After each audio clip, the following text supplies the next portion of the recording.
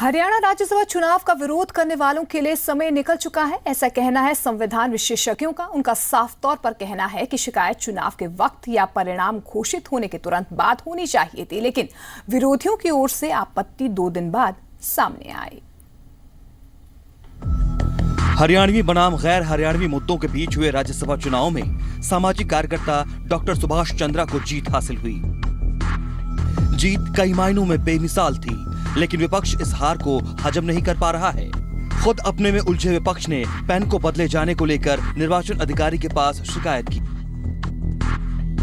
लेकिन जानकार विपक्ष की शिकायत दर्ज कराने की टाइमिंग पर सवाल उठा रहे हैं, क्योंकि जिस वक्त चुनाव प्रक्रिया चल रही थी उस दौरान किसी ने भी आपत्ति दर्ज नहीं कराई और न ही परिणाम के तत्काल बाद शिकायत की।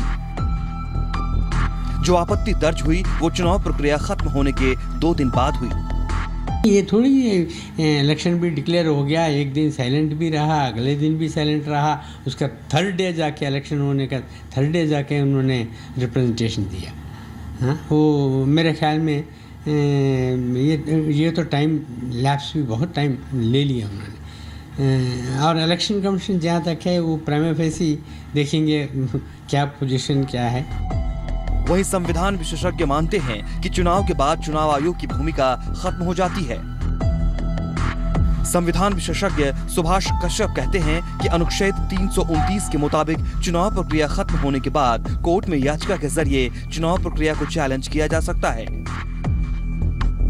इलेक्शन प्रोसेस कंप्लीट होने के बाद किसी भी इलेक्शन को by petition in the court challenge किया जा सकता है। Only by A petition in the court challenge किया जा सकता है। 324 के अंतर्गत इलेक्शन कमीशन को बहुत वास्ट पावर्स अवेलेबल हैं, लेकिन वो इलेक्शन प्रोसेस के लिए हैं। 11 जून को हुए हरियाणा में राज्यसभा चुनाव में आर.के. आनंद की हार हुई थी। अपनी हार से बौखलाए आर.के. आनंद की हताशा 2 दिन बाद उस वक्त देखने को मिली जब उन्होंने चुनाव आयोग से पैन बदलने की शिकायत की। रवि त्रिपाठी, जी मीडिया, दिल्ली।